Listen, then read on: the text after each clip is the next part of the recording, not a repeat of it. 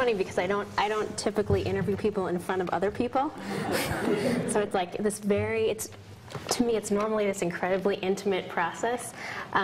You know, just. I think only the people in the front row can see us. So I know, it's still sort of. But it's sort of like having sex in public or something like that. It's sort of how it feels to me to say. I wouldn't know. I wouldn't either. Well, once, but that was it. So I hope you'll bear with me. Wow. Well, you know, we've been talking so much about prophets and prophetic voices, and of course, I know how much you've dealt with prophets in your work, but it started me thinking about what does that really mean? What are we really talking about when we talk about prophets? So I was really lucky last night because I was at an event where there happened to be a ton of rabbis, which actually happens a lot if you live around here. So I polled them, you know, and sort of asked for definitions of prophets and prophecy. And I'll tell you, this is some of the answers I got. Someone who sees something others don't see, and by shining a light on that person or issue or history, they teach. Someone who speaks truth to power. Someone who reveals the word of God to the larger community. Someone who tells us what will happen if we don't change. So just to get the ball rolling, what do you think it means to be a prophet? Oh gosh, I have no idea. I mean, whatever it is, I don't feel that I am one. So I'm here under completely false circumstances. I was talking to my husband on the phone after I told Rabbi Arthur that I would come and do this, and I said I'm going to Philadelphia on April 25th to get an award from the Shalom Center and Arthur Wasco, and Mark said I was somewhere else, and I was talking about my cell phone, and I have very bad little sort of speakerphone for my cell phone, and I said, he said, what's it called? And I said, it's called the Prophetic Voices Award, and there was like a pause, and he said, the Pathetic Voices Award?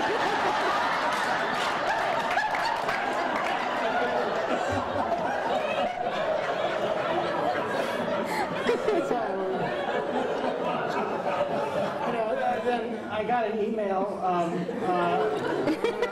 from Arthur a couple of days ago saying that we were going to have oil put on our heads at the end of, you know this is, you didn't know this? No. Is it a secret?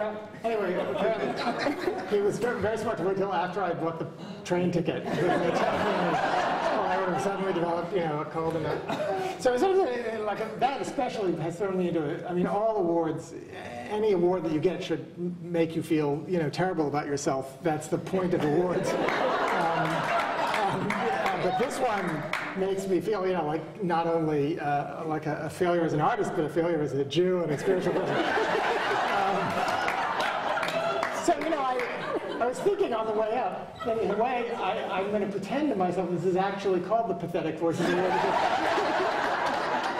There is something in that, if I can just say this, that pathos, of course, is something that I feel much more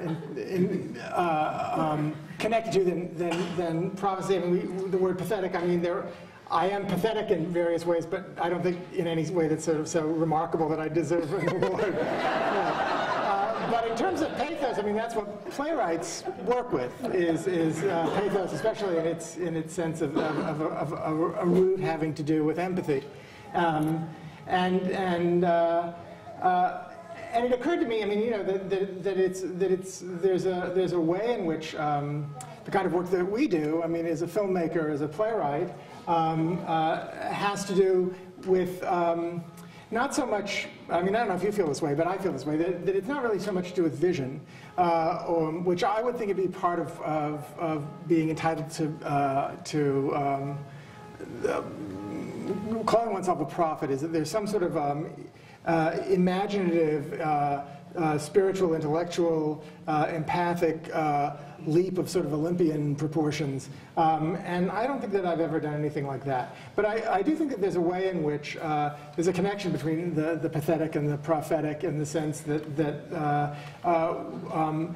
I think that there's certainly a connection that both have with the communal, with connections between human beings, possibly with giving articulation, with giving voice to things that are buried inside that need to be given expression to, and things that are repressed or denied. That when you're doing your best work, which I think for filmmakers and for playwrights and screenwriters and actors and singers and everybody else, really the only job you have is to try and find a way to tell the truth about things.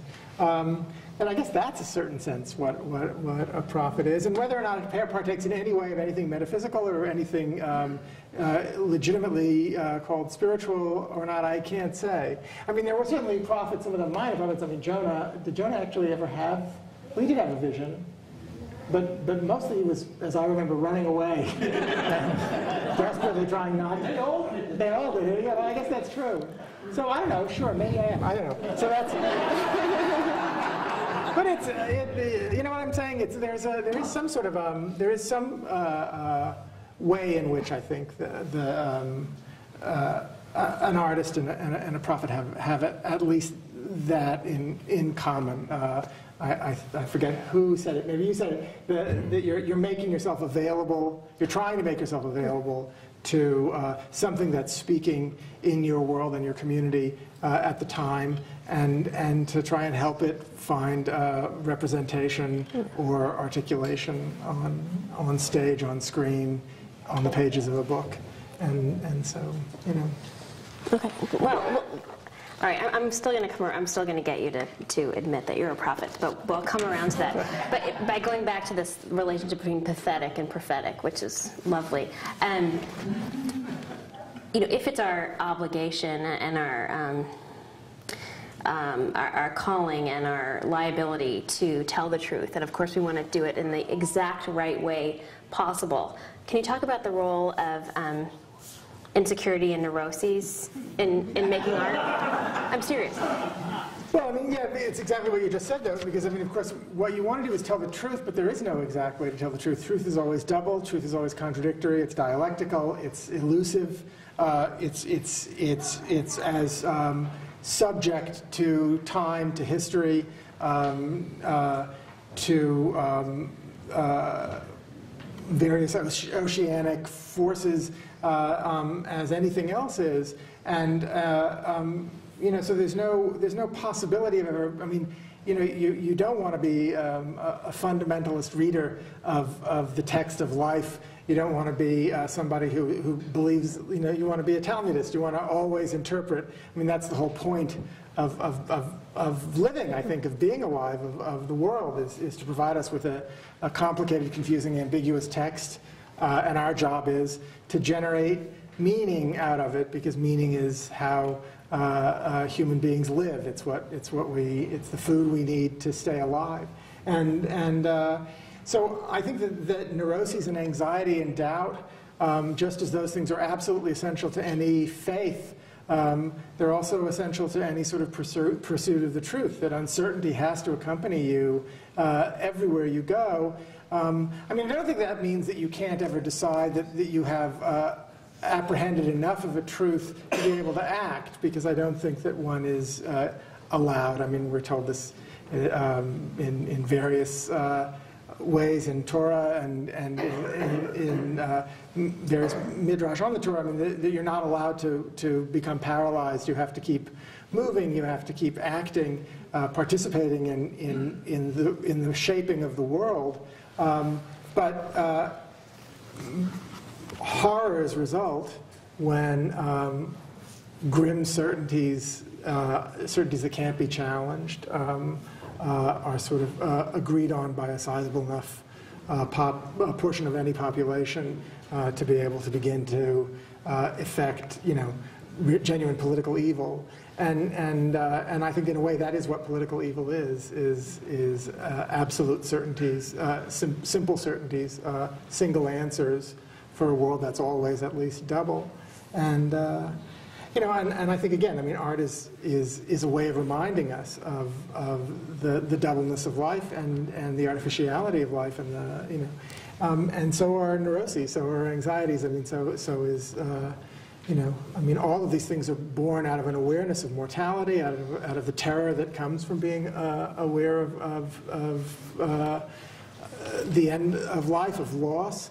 And though it's immensely important to, you know, I've been working a lot on a screenplay about Abraham Lincoln, and among the many things that make Lincoln so completely astonishing, and, you know, by eons the greatest, I think the greatest political leader of all human history, to the extent that it makes sense to say something like that. It's kind of stupid to say, but you know what I mean. I mean, he's like certainly our best president, like by a lot. And you know, it's been said many, many times that one of the things that's really remarkable about him is his ability to keep functioning, and also at the same time to grieve and to express grief for an entire country, and to express grief in a certain sense in a non-political, non-partisan way. I mean, grief for the Confederacy as well as for the North, grief for slaves as well as for slave owners. I mean, there's a kind of a gigantic compassion in this person, and that's you know, I think, and his voice was one that you could absolutely call prophetic. I think that that's an essential component in any struggle with the truth. And you know, it's the thing, you know, Doctorow said it very beautifully a few years ago in an essay about George W. Bush, that the really terrifying thing about him was his complete lack of comprehension of the meaning of death. It was obvious from his days as Texas governor, when he just executed, you know, more people than any elected official in American history. I mean, you know, it's a frightening thing to. I was just told this great story. I won't say who told me, but somebody was walking in. This is true. Somebody was walking in the Rose Garden with W while he was president, obviously, and they were walking down it was in the afternoon. They were walking down the path, and they came across a dead baby robin, and this person told me that she said, "Oh, Mr. President, look, it's a little dead bird." And he looked at it, he picked it up and threw it away. It was sort of like the whole history of the Bush administration. And Barack Obama would never, ever do that. So, you know, and so I think that's right. Okay. Well, why do you think actually that so many artists are left-wing pacifists? I mean, really, do you know any artists, Republicans? Saul Bellow was a Republican. Richard Wagner would have been, I guess, if he had. I mean, there are conservative artists. There's so many more progressive artists because, you know, it's about curiosity, I think, more than anything else. It's an openness. I mean, conservatism is a thought disorder. I've said that many times. And it is. It's not. That's not to say that, you know, people are necessarily crazy. I mean, a lot of them are really. What's that name of the guy in Rockwell after the church bombings in Atlanta in the early '60s, and he was the head of the American Nazi Party, I think, George Lincoln Rockwell, and he made this great. He was interviewed after the church bombings, and he said, "The only problem with our movement is that about 90% of our membership are insane." So, you know, there are those people, but conservatives are. I think that the hallmark of conservatism is that you think and you sometimes think very well and very creatively up to a certain point, and then you stop. And you stop where it gets uncomfortable to go any further, because to go any further is to dismantle an ideological blindness, and to go into scary places where you don't know what the outcome is going to be. For me, the hallmark of a progressive person is somebody who's willing to go into the dark and not know, you know, what's out there or where you're going to go. And if you're not really willing to keep progressing, and to say, well, if I follow what I know is true and keep exploring truth in a communal context especially, I will arrive at, you know, Zion. I mean, I believe enough in life, in the possibilities of life, that I don't believe that I will run over the cliff as long as I keep, you know, really asking hard questions. And I find there are a lot of conservative thinkers that I admire enormously up to a point, and then they ask really difficult questions sometimes that left people are afraid to ask. Pacifism being one place where I'm not a pacifist. I mean, you know, I certainly know a lot of artists that aren't pacifists, but But people who will really continue to ask difficult questions up to a point, and then it just kind of stops, and action then. It's probably a panic. It's that famous quote of George Shultz's, America's not going to play Hamlet anymore. It's a bad idea to say, why shouldn't you want to, who wouldn't want to play Hamlet if you got a chance to play him? It's a good play. He's got a lot of nice speeches. So, yeah.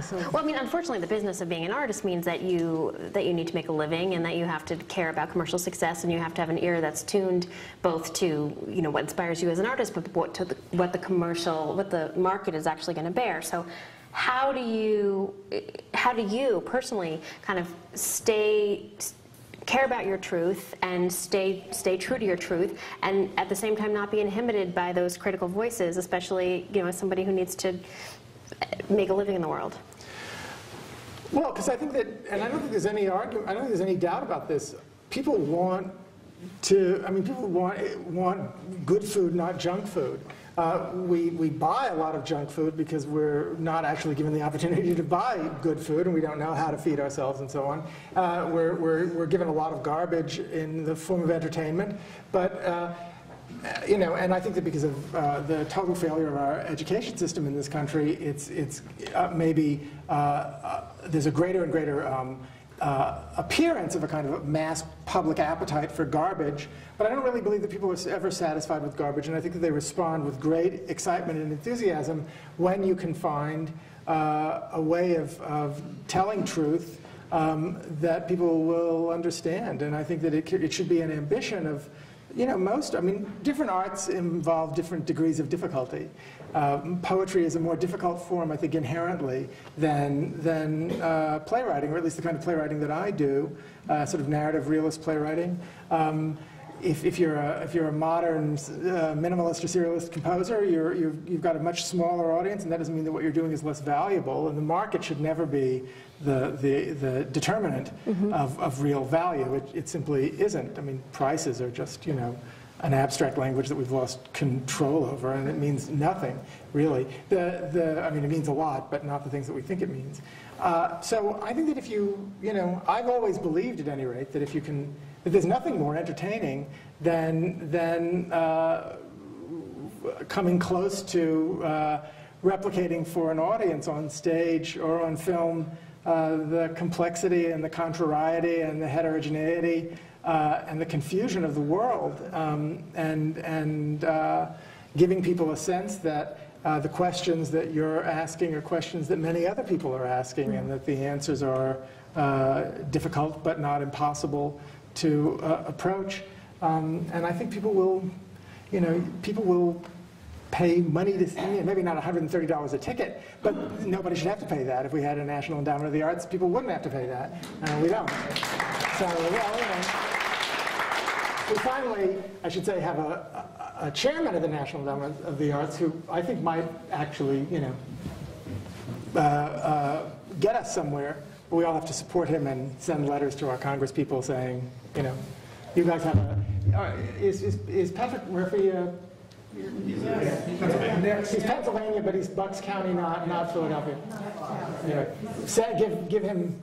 Give most of your money to the Shalom Center, but then if you've got anything left, give it to him, because he's in a tough race this coming, and he's a fantastically great guy. So anyway, except on immigration, he needs to do a little work, but everything else, he's really quite remarkable. So anyway, I don't. Well, going back to the commercial success and also Arthur's Oil is, in order to, it's one thing if you. Olive oil. Oh, okay. Yeah. Okay. Yes. Okay. But when a lot of people can feel like they have something to say, but in order to actually have the privilege, you have to be anointed, right? If somebody has to give you that platform, someone has to tell you that you have a gift. So can you talk about sort of your experience? When did you realize that you had a gift, or who told you that you had one? Who gave you permission to live this life? Well, my parents are both working musicians, and my brother is a musician, and my sister is a painter, and we were all three told that it was a perfectly legitimate thing to do to make a living as an artist. You should make a living at it. It's not a hobby. That was at least my parents' feeling about it. So there was never any doubt that it was a way to have a life. I don't really want to think of myself as having a gift or not having a gift. I mean, I feel it's all very... How about a responsibility? Well, we all have responsibilities. I have responsibilities to people that I support, to people that I care about, and to causes that I support. I have personal responsibilities to myself, maybe to...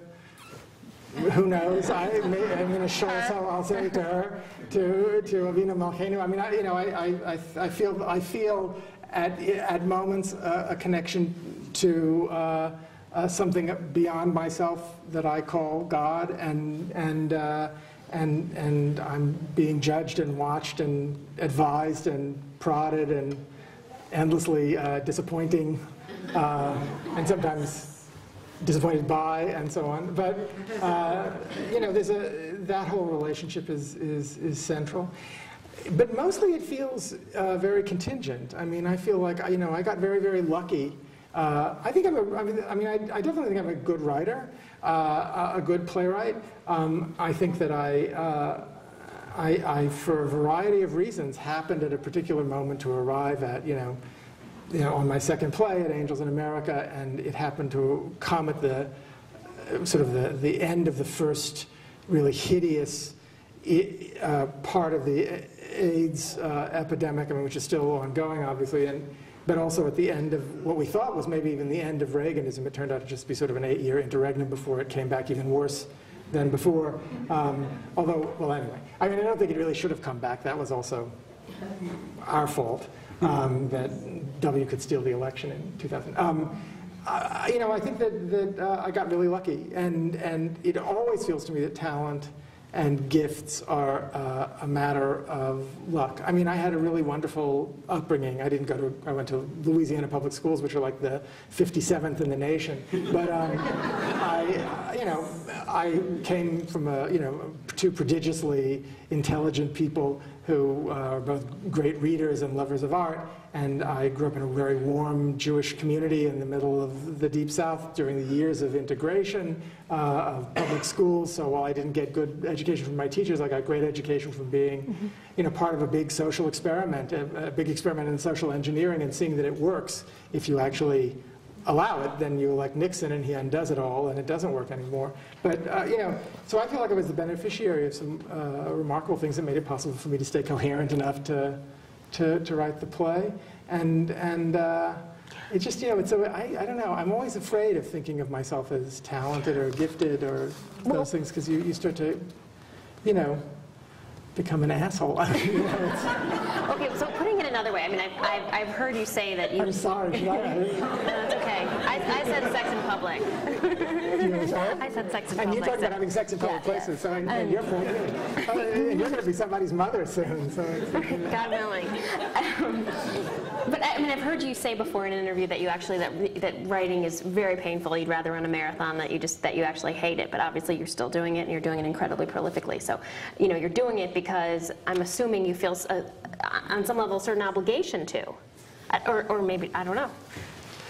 Yeah, I mean, I hate it until I've actually gotten going with it, and then I sort of enjoy it more. What I really hate is not writing. I've come to realize it's starting writing every single day. And it's just a terrifying thing to do. And I read that Norman Mailer said that at 70, he would finally rather be writing than doing anything else. But I don't know any writers who don't have a certain... that's just tough. It's a hard...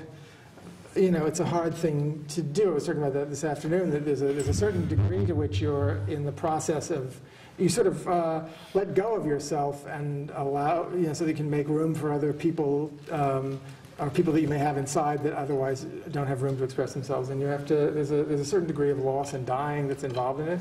And there's always terror of failure and, being disappointing to yourself or to God or your audience or the chief drama critic of the New York Times.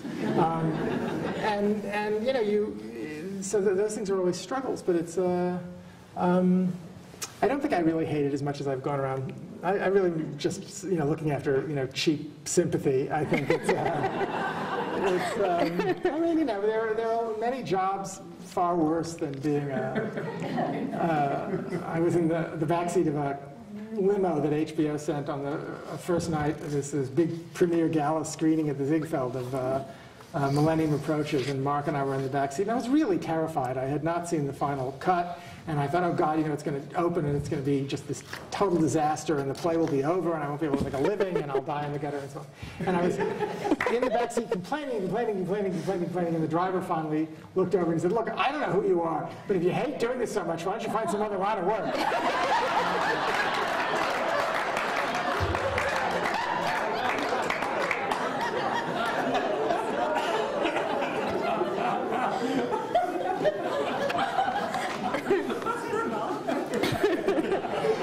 Well, I'm really glad that you haven't, actually. So for those of us, and so many people here, I think who maybe they don't express themselves necessarily through the arts, but who I think also have a really important role as the receiver of the message, as the listener to the prophet, and the doula, if you will, or midwives. And so, can you sort of talk about the significance of having witnesses, of having an audience, and the audience's job, our job? Well, yeah, I'm glad that you asked that, because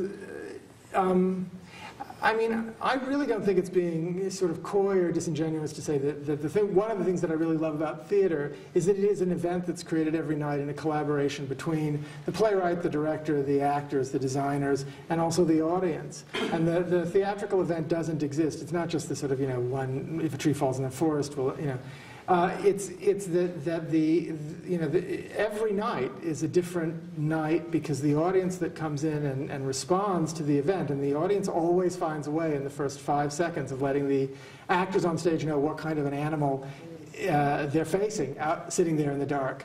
And even though these people may be 800 strangers who have never met before, something will happen. And if a play is well written and well directed, the play will sort of do little tricks to kind of try and make the animal in the dark into a certain kind of friendly animal, as opposed to a hostile, angry, impatient one. Well, it's always impatient, but on your side as opposed to adversarial.